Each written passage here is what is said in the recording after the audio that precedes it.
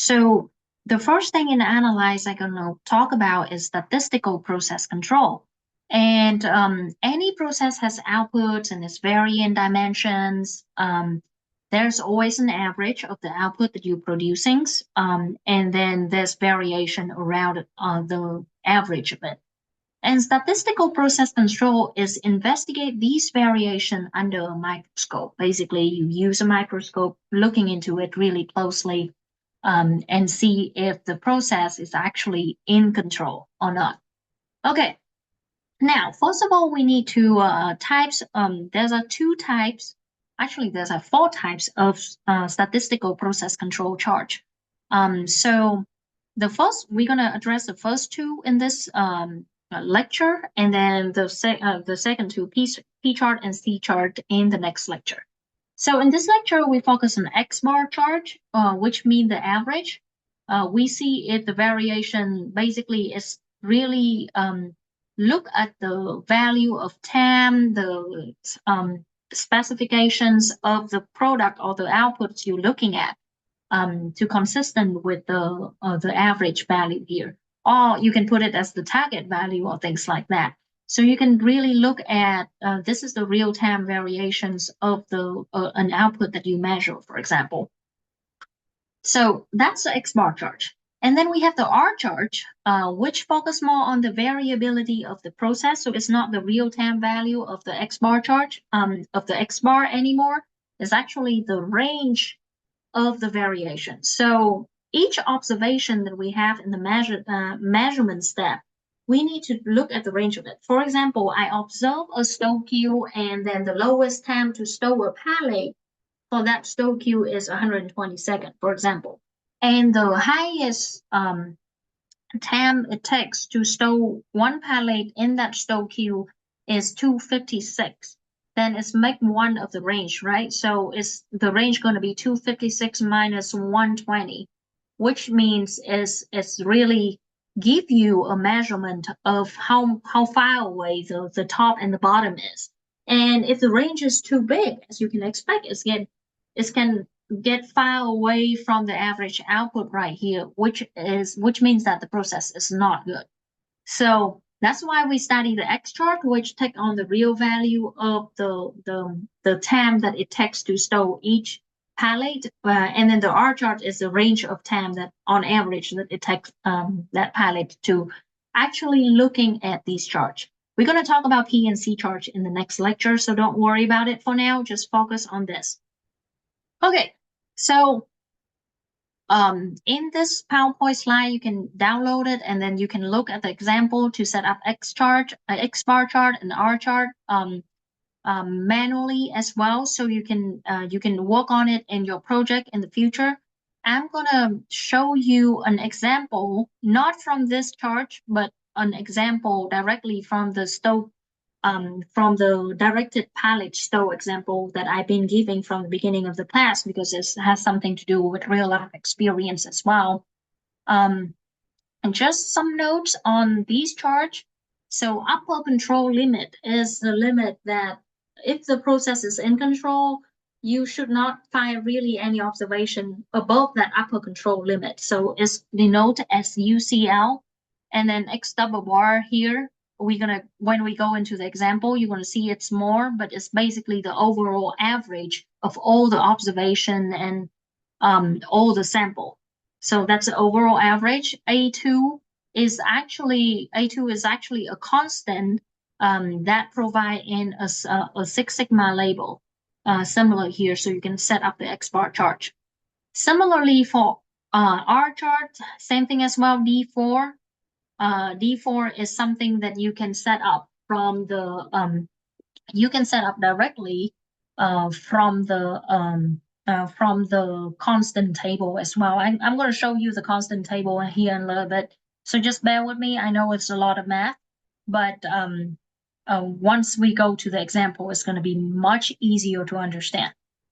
Okay, so we're going to explain the map later. Basically, this process looking pretty much in control. This is the average, this is the upper control limit right here, lower control limit right here.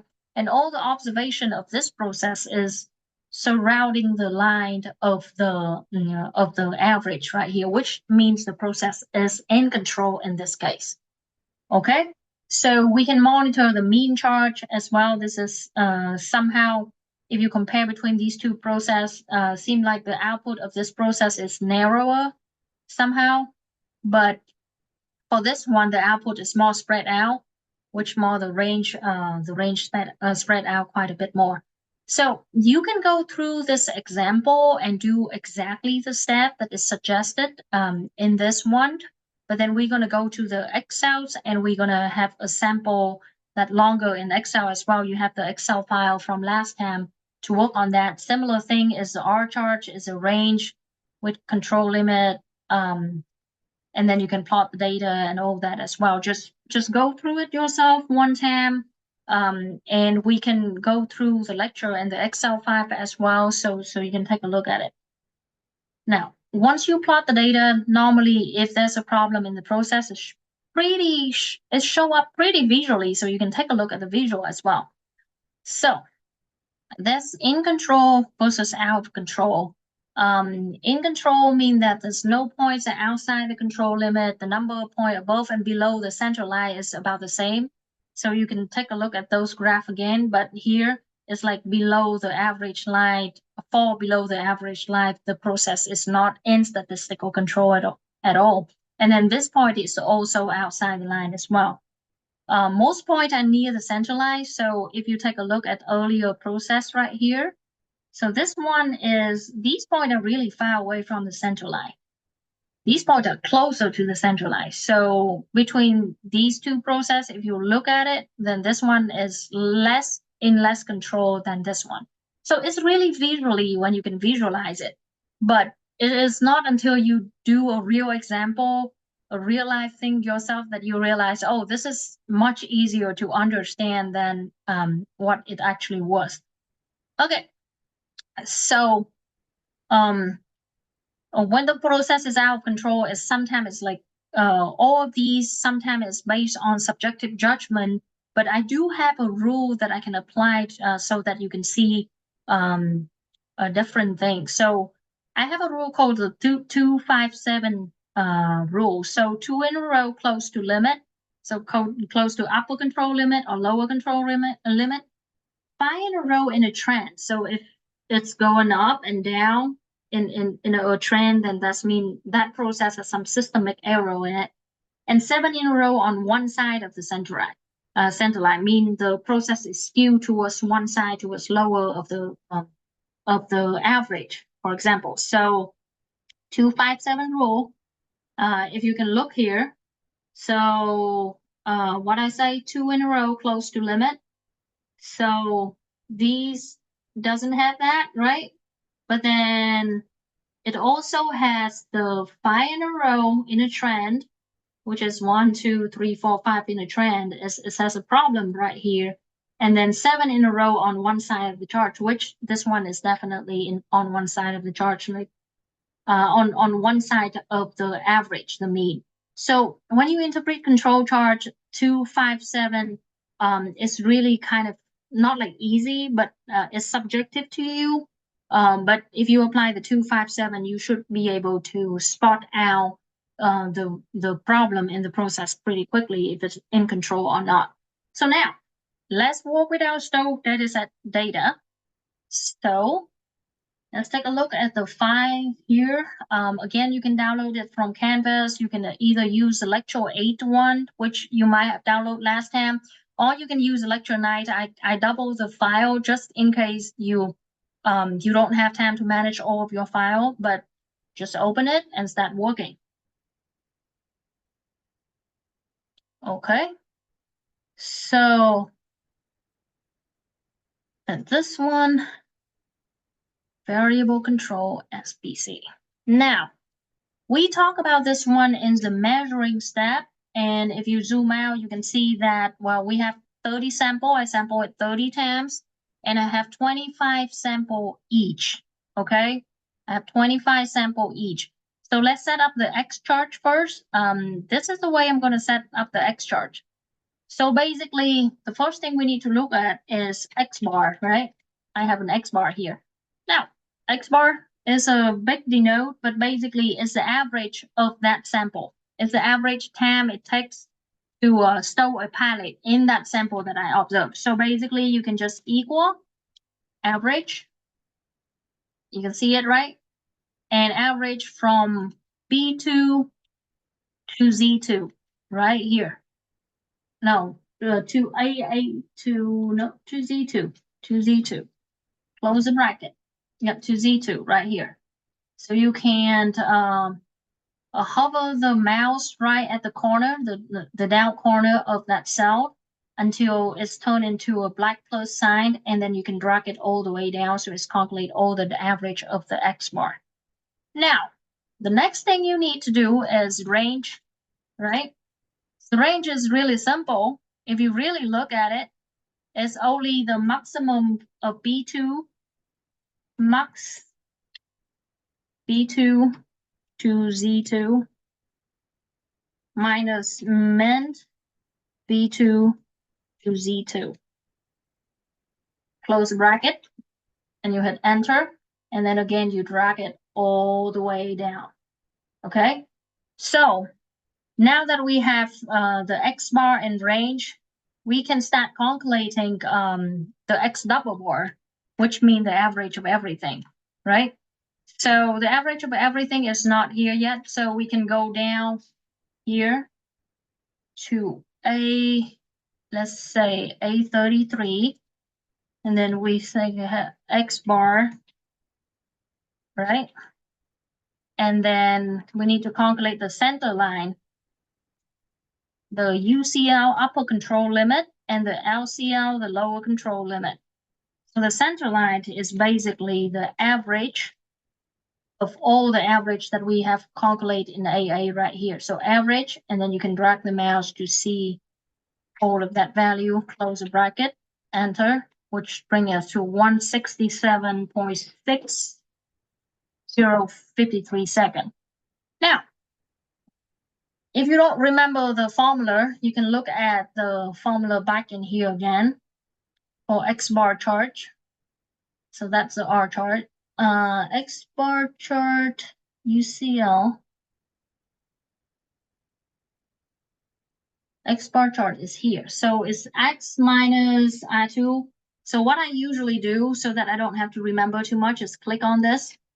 And then I hit Control C, which is copy, or Command C if you're using Apple. Yes. And then you can paste it in any cell right here. So you can have the formula right there when you need it, and then you can just look at it. So X double bar is here, 167. Range, we don't have it yet, so we still need to calculate the range. And the range is same thing. Range is basically the average of the range right here, average range. R bar. Now R bar is right here, so we can just calculate the average of this. All right.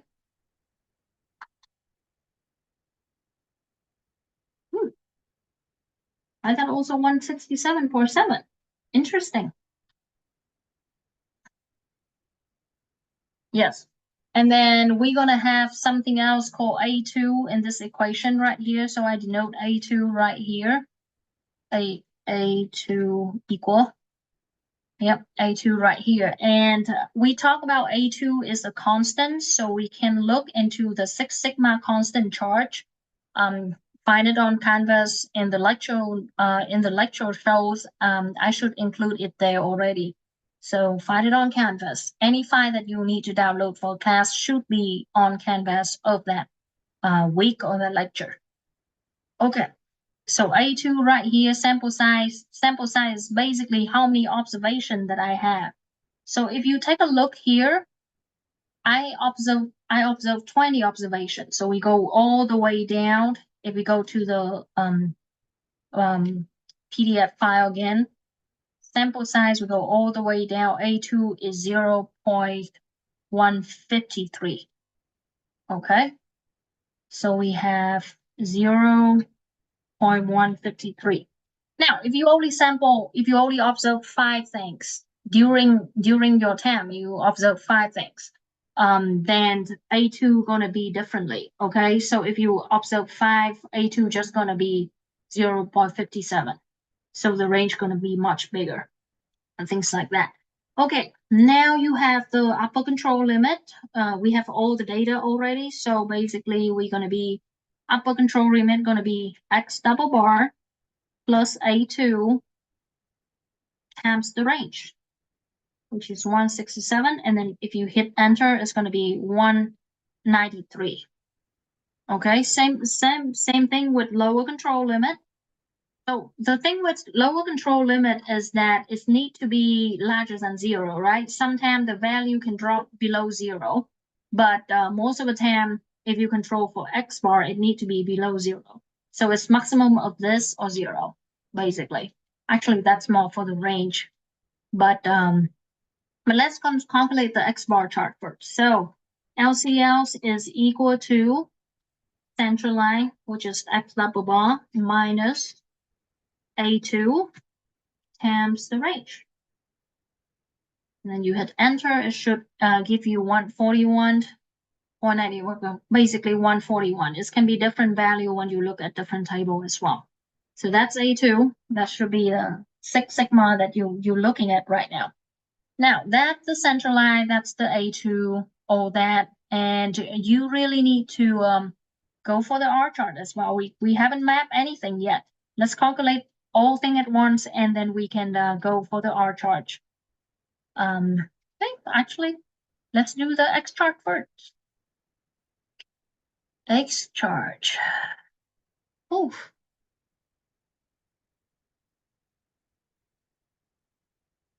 Now, so we have X bar here. So basically we can have X center. Right? So we have, actually, let's do X centers is equal to 167.6 right here, which is C33, but you have to fix the cell. So add $sign to C, $sign C, $sign 33. Yep, and then hit enter. And then we have all the X center here. And then similar thing, you can do UCL is equal to C34, so $sign C, $sign 34. LCL is equal to C35, $sign C, $sign 35. And then highlight this, double click at the end. Oops, sorry, not double click, but drag it to the end. Don't drag it all the way down because it's added. And then you again add X bar, which is the value, the average of example. The average of each sample right here. Yeah. Ooh, sorry. Okay, let's map it. So you can say insert, and then you can insert this one, R chart. This is, we name it X chart. X chart.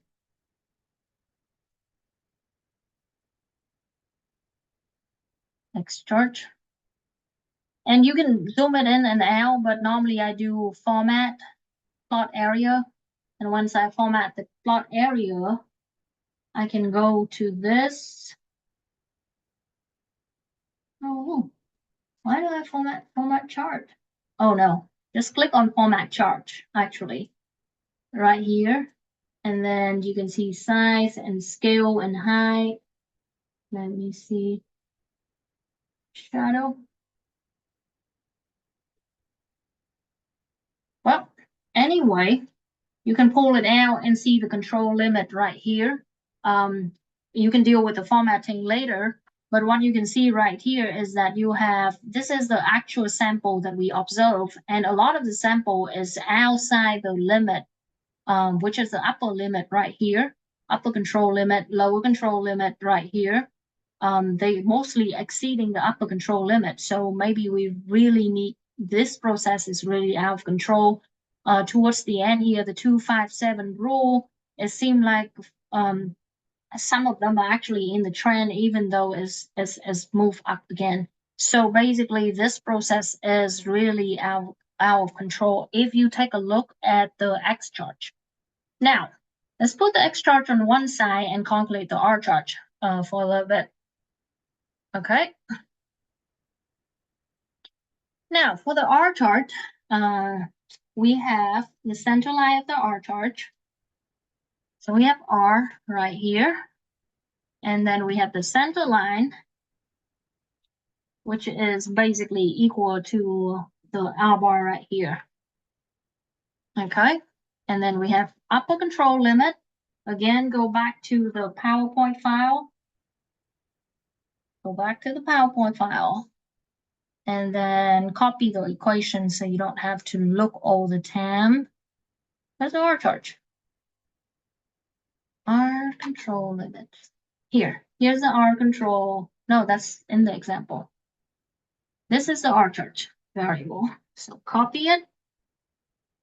Control C or Command C if you're in Apple. And then you paste it here. This is for R chart. This is for X chart right here. So you can always take a look. So UCL is equal to, now first of all, we need to look up what is that? D4 for UCL and D3 for LCL, right? Now D4, if you take a look at the table of control chart here, so D4 as sample 25 is the D4, yep, D4 1.541. Okay. And then we just paste it here. And similarly, we look at D3, which is right next to it for the lower control limit, it's 0.459. Now, of course, if you use smaller sample, smaller number of observation, you really need to adjust with the D4 and D5. But these are all the numbers that statisticians has already looked up for you. So you don't really need to do that. Okay, so D4 UCL is 200 is equal to this one, right? Times R bar times 159. And D3 is equal to this one times this one. 76.9743. Okay. So really what you can do here is go here and then have an R bar. No, R center, sorry. R center, UCL R, LCL R, and R bar and range. Okay, so range is easy. Range is equal to the range of each sample right here, and then you then double click it. Whoop, not double click, but drag it out. Okay, so R centers is equal to C37 right here. You need to $sign the cell. Similarly, UCL is equal to C38. And then you $sign C, $sign 38. And LCL similarly is equal to, go home, go down here, C39, $sign C, $sign 9. Okay. And then you hit enter, and then you hover the mouse right here, highlight it, hover the mouse right here, drag it down to the bottom right here. And again, highlight these, insert, go to your line chart, and then again, you have the line chart that you can always compare here and rename it. I'll rename it R chart. Okay. So this process of stowing is completely out of control from the X chart point of view and the rain chart point of view as well. Even the rain chart has more exceed the upper control limit and lower control limit. So there's a lot going on there. If you really want to take a look at whether the process in control or not. And sometimes the upper control limit and lower control limit, you don't need to compare it with the with just your own warehouse. This is you comparing it with your own warehouse. But if you have a benchmark, so for example, you have a benchmark, you can always map this X chart and map this X and R against the control limit of the of the benchmark warehouse of the top performer as well. And we're going to talk about it a little bit in the later lecture. Thank you very much.